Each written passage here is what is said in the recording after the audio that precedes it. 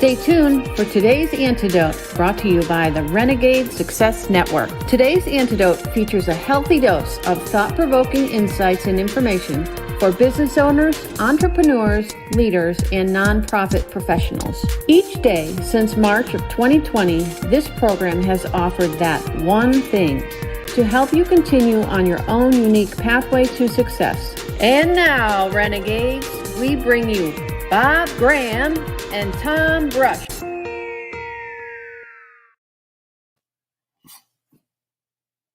Do.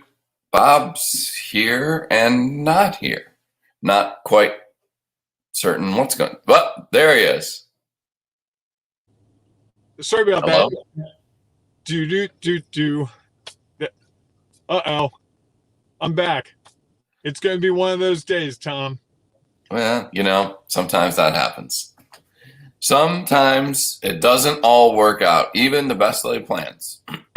Things happen. And then they pop up. So, you just deal with it and you move forward and you figure out how to take the next step, right? Isn't that what this is all about? That's it. Yeah. This is today's Antidote, our daily podcast, where we try to provide that one thing, the one thing that'll help you take your next step forward so that you can deal with whatever you have in front of you and find your own pathway to success.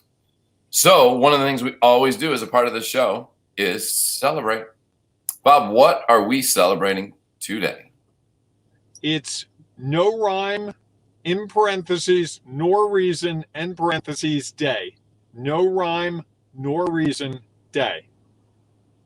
So it's a quote, right? No, it's just that, it's a common saying, right? No rhyme, nor reason, which is basically, it just happened. Like today, we're in the mid-Atlantic and they're expecting really bad weather today. Lots of wind, lots of rain from Ida coming through. If it turned into a beautiful sunny day, I feel like there's no rhyme or reason for that. I was expecting rain. I planned for rain. And suddenly it's a beautiful sunny day. There's no rhyme. There's no reason for that. It just happened.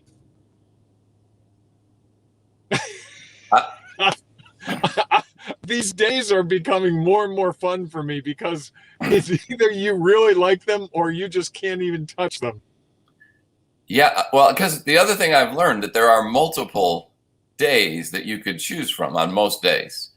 And yes. I'm starting to think that you are intentionally choosing ones that are either going to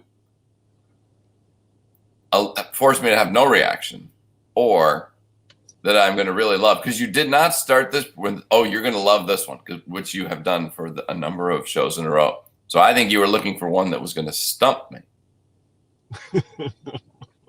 Okay. I think you're on to me.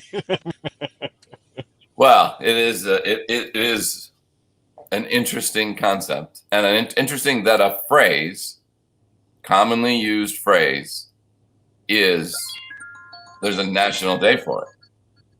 That's yes. An interesting concept. Like, why?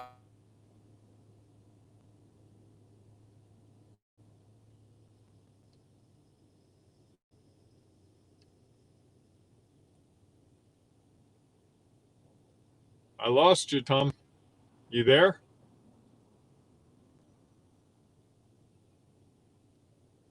Tom, did you disappear or did I disappear? I disappeared on that one. Sorry about that. I don't know what happened. Thought it was me. Okay. All right. It could be the gremlins of the weather, right? Just no rhyme or reason. There you go. Beautifully done. So that was actually intentional. That was intentionally done as a way to show that we were celebrating that day. Wait, whatever that means. If it was intentionally done, that would mean that there was rhyme or reason. So it wasn't intentional. Oh, I gotcha. Yeah. Okay. Let's get to our topic. Yeah. I don't even know where to go with it. Just to say, it's time to move on to our topic. Did I lose you again, Tom? Uh-oh. So our topic today is when they say yes and what it sparks. You there, Tom? No, I thought I'd be the one with the problems because I was in my car. But there's Tom. He's back. So we're talking about when they say yes, and today it's what it sparks. And normally Tom would say to me, "Hey, Bob, what are your thoughts on this?" So I will do my part to be Tom here, and I will go, "Hey, Bob, what are your thoughts?" Well, Tom, let me offer you my thoughts. And my thoughts are this: what it sparks when someone says yes is that we have a whole new set of challenges, and we talked about that at length yesterday, but we also have new opportunities. But most important of all, if someone says yes to something we're offering them, it means that our relationship is deepening. It means that they believe that you can help them solve an issue. And that opens the door to a whole bunch of new opportunities that often I don't think we think about. And I've come to realize I've got a handful of clients that keep finding work for me to do. They just, "Bob, is this something you can do for me? Bob, I don't know who to call. You seem like the guy who could do this." And I've gotten a lot of work out of just the people that trust me and appreciate what I bring to the table in a way that if I were just selling a widget, they'd be like, "All right, thanks for the widget, Bob. Goodbye." But being that trusted advisor who doesn't just do what they ask me to do, but they might ask me a question. I had one of my clients last night say, "Hey, you deal with a lot of business owners. Is the feeling that you never make progress normal?" And we're starting into a discussion about that. That's sort of what I do for him, but it wasn't right on. And who knows where that might go. Sure. Well, I think what it does is it broadens our knowledge and awareness of who they are and what they need and how desperately they need it. It's interesting, I've noticed that when you buy something, especially if you buy it online, you will now start seeing whatever the next logical purchase would be to show up. And I think, so if you go out and buy shoes, for some reason, a whole lot of advertisements about socks, especially like you buy athletic shoes, running shoes or workout shoes or whatever, a whole lot of advertisements about socks that might be needed. Or, here's a gym membership that you might want to look at. And I think while the internet has allowed that to take it to a very different level, it also happens within our own business. If you know somebody who has decided that they need a solution to this, well, we know, because we've been in the industry long enough, that once they accomplish that, there's going to be something else that is going to happen. Like if I was someone who sold gardening supplies, if somebody walks in and buys fertilizer and seeds, I'm going to know that in about 3 or 4 months, they're going to likely have to start picking all the fruits or watering their flowers, and if I'm thinking about that, how do in the process might be. You got garbled a little there in that last sentence, Tom. Yeah, sorry about that. But it just sparks on what the next thing is that they might need. And that if I am thinking about it and really trying to serve my client, I might want to be in front of them with, here's what you're going to experience next. Here's the next thing that might happen.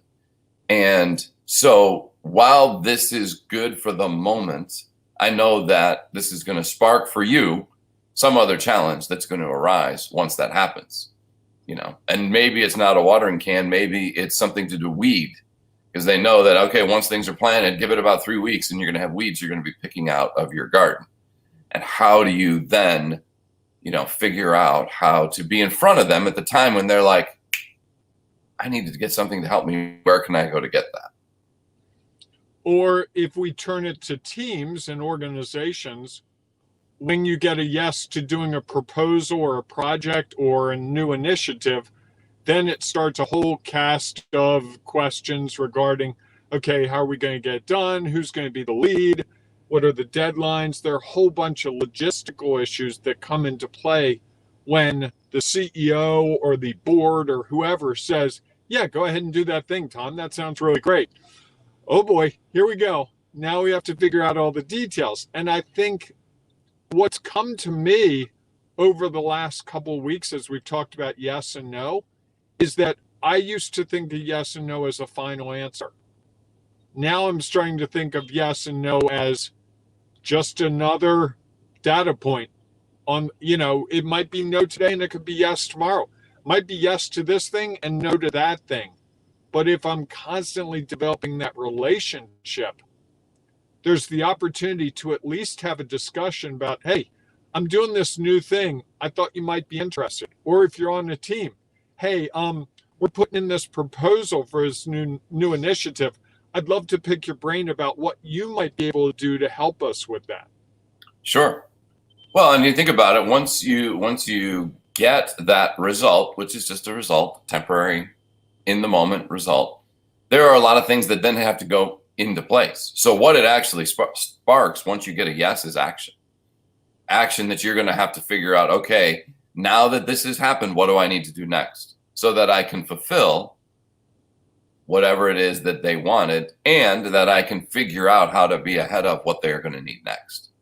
I think that's the one of the key things about it is how do we continually stay ahead of what our clients, customers, teams need.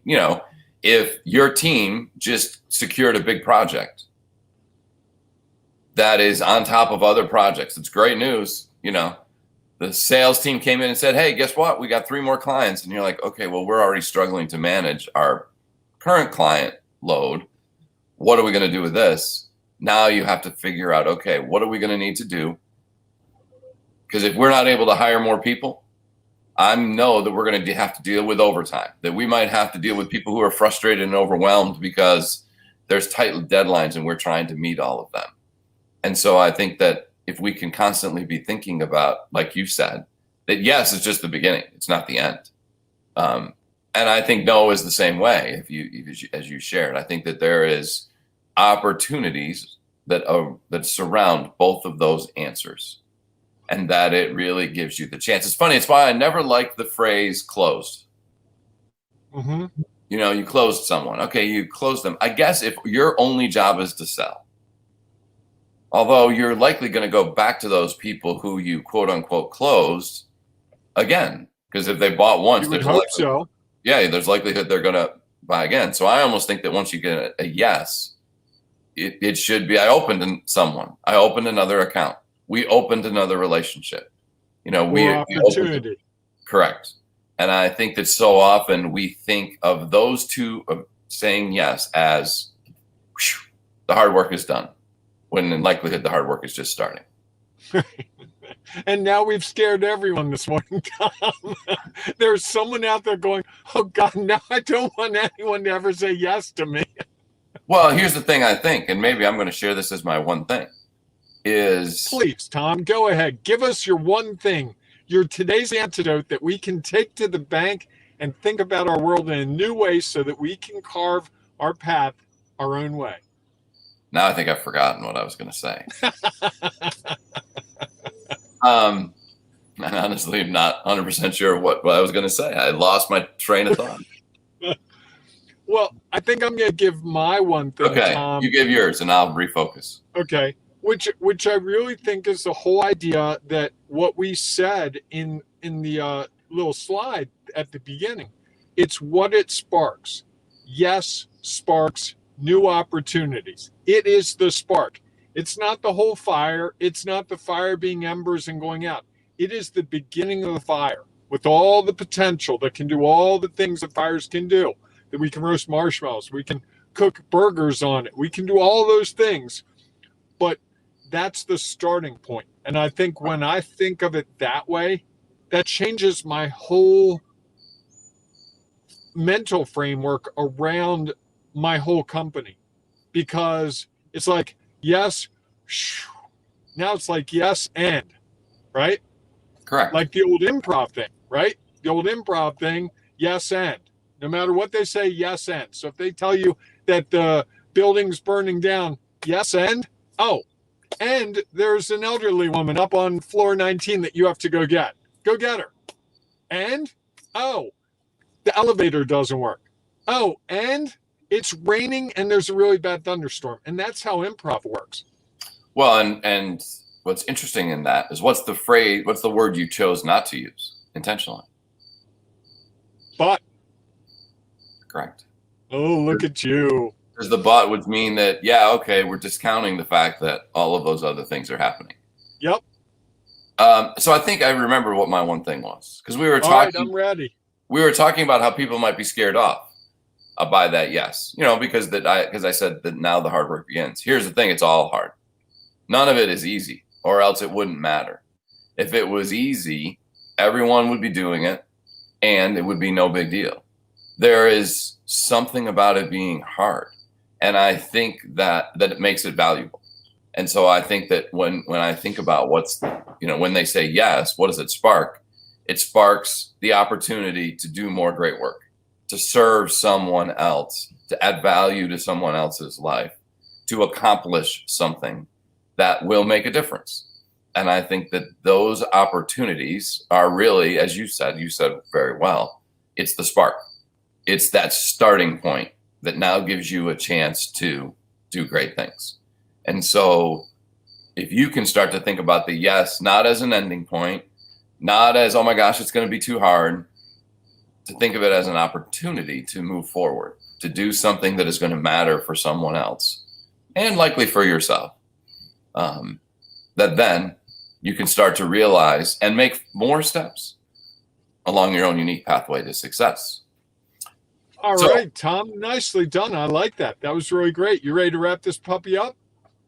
I was. What does wrap this puppy up mean? No, just kidding. That kind of like no rhyme or reason. It's just one of those sayings that people say that they have no idea why they would say, let's wrap this up. Like, why would you ever wrap up a dog? If you want to clip its nails. You'd wrap it up? Maybe in a blanket if it was cold, or as I think this is John says, with a pink bow when you're going to give it to someone. Anyhow, we will, for some reason or another, wrap this puppy up. Not quite sure why. And why that means that we're going to close things out. Thank you so much for listening to us today. If you are listening via podcast, please subscribe to it or like it or give us a rating. Maybe not on this show because it had a little bit of interesting glitches along the way and it might just be for no rhyme or reason you give us a rating. I'm not quite sure why. Stellar content, though.